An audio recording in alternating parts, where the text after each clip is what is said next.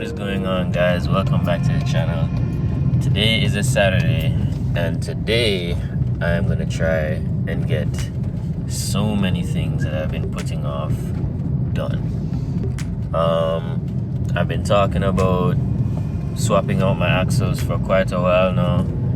My traction bar is finally here, and I have a pretty rare part that I finally managed to track down for my car, and I'm on my way to pick it up right now. Let's go. I cannot wait for you guys to see what is in this box. It's a pretty big box for such a small item, but safety first, I suppose. Alright guys, back home, and I've got some boxes here on the ground that it's no surprise to me what's in them, but it's gonna be pretty interesting for you guys. Alright, so no stranger to the EF community, this is the Maxpeedingrods Traction Bar. So many people have done reviews on this piece, so I mean, I don't really need to go into detail about why this is such a good item to have. But in case you're not familiar with it, the design of this traction bar is such that it mimics the stock setup, except for the joints right here. The stock traction bar uses a radius rod that would go into a hole here and has bushings on either side of it. The problem with that is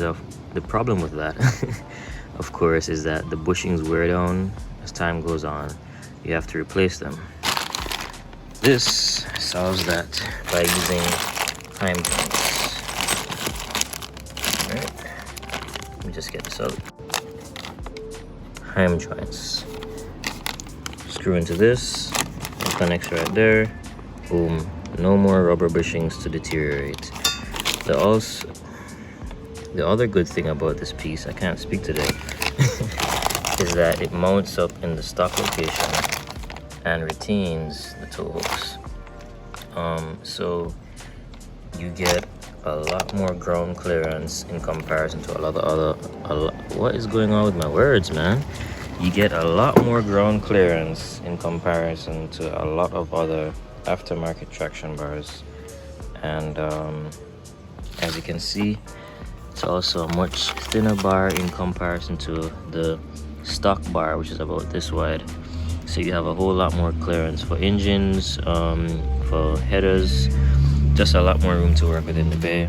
And then on this end, unlike other aftermarket bars, it doesn't use a second Heim joint. On this end, it once again mimics the stock traction bar and the way it bolts up. So you know, it's pretty much an upgrade to your OEM part.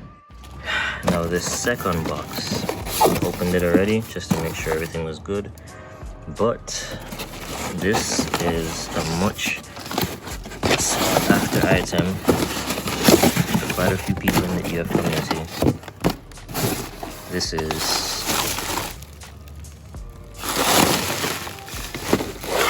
an SI cluster. Alright, so here I have got a representation of the three main types of clusters that you'll find in these cars. First, this is the stock one that most people tend to find in their cars. Comes with a speedo, no tach, temperature and fuel gauge, and then all your warning lights in the center. This, as you can see, has your tach, has your speedometer, moves your gauges here, and more warning lights underneath. This is what I was initially, what the heck?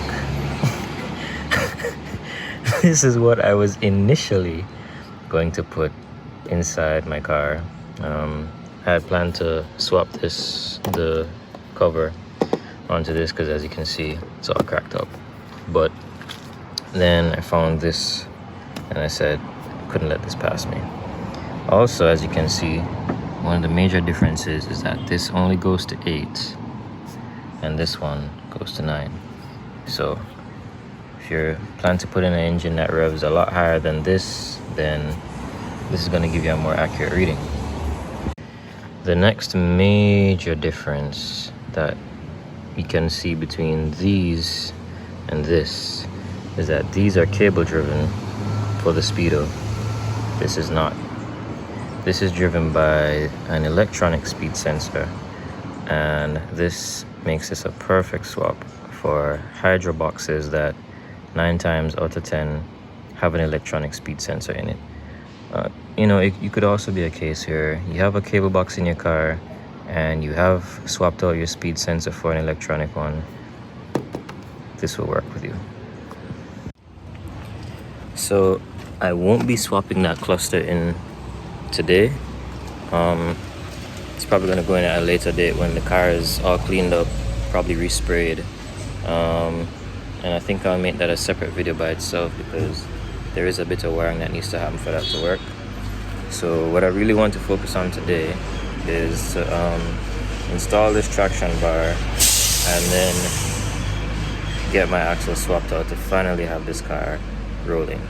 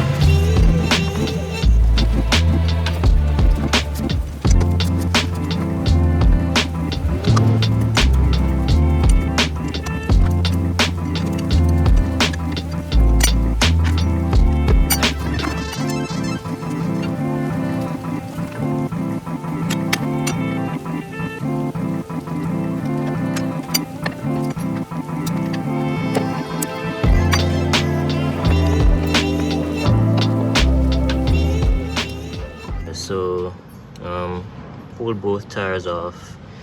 This axle was already out for like months now, and then I just managed to wrestle this one out. Had to pull the fork off, and I noticed that this was already missing a bolt on the radius rod there.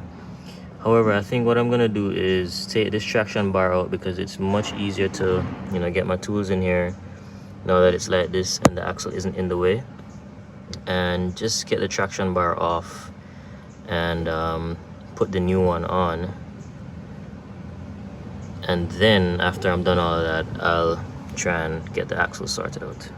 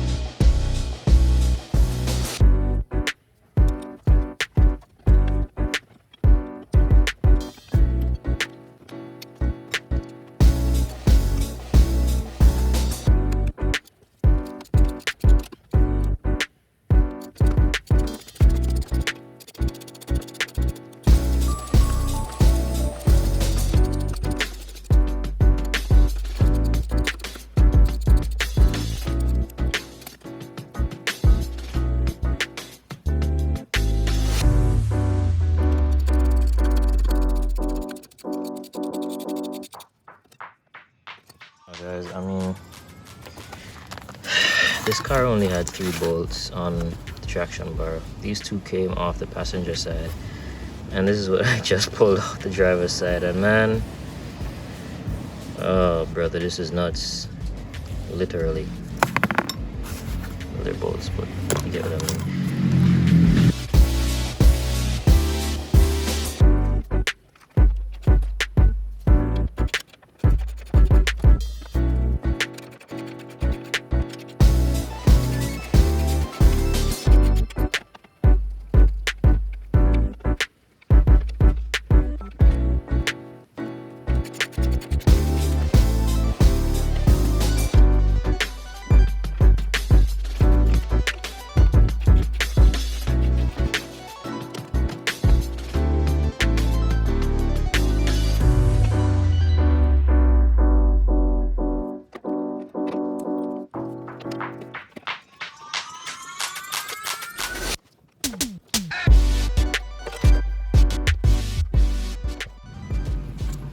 Alright, I mean,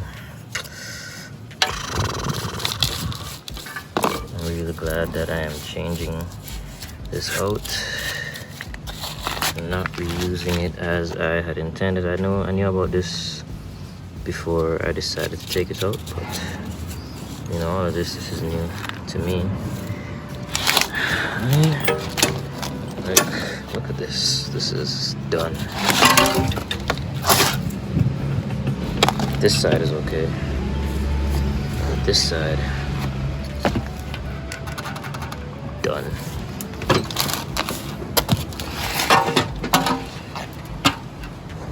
Okay, so while the traction bar is out of the way, I am also gonna go ahead and complete the install of my exhaust, at least the header. So I'm gonna go ahead and mount this piece.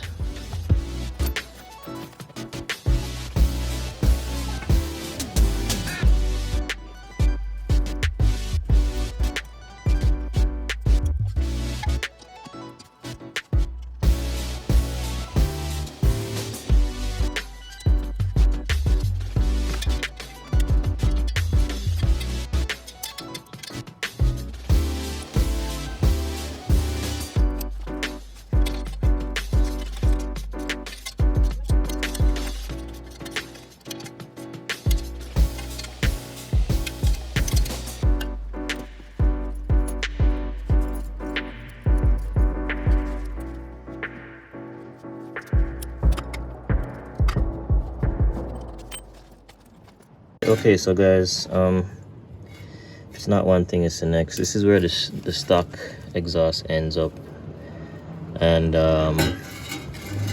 this space is a bit close for a test pipe to fit, so something is off. I mean, this is welded, re-welded at least right there, so I know some modification was done to this exhaust. So maybe that explains why the placement is off, at least from this point up to the header. So that's gonna need some work. In the meantime, I suppose the only thing that I can really do is put the traction bar on, the new one at least.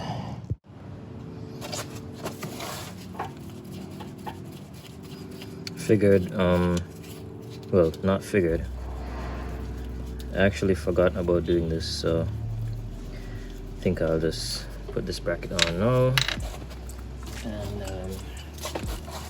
see if the car will at least go through the gears.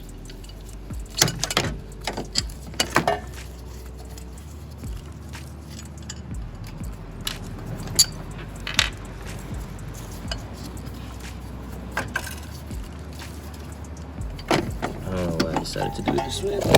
Oh. Not bad, y'all. Man, if someone wants to buy me a GoPro for Christmas, I'd really appreciate it, because this is nuts.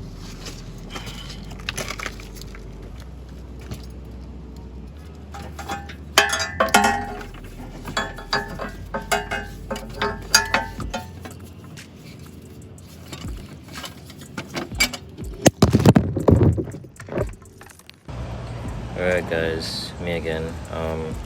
Small problem here with the hydro to cable bracket. So I managed to get it bolted in, but the problem I'm having here is that this is not going far enough this way because of the header. In order for me to get the little ball joint thingy that goes in here to move this. So it's adjustable, however this is seized up, so kind of does it in WD-40 to see if that will help to loosen it up. So I'll give this some time to soak in. In the meantime, I'm gonna get the traction bar put on.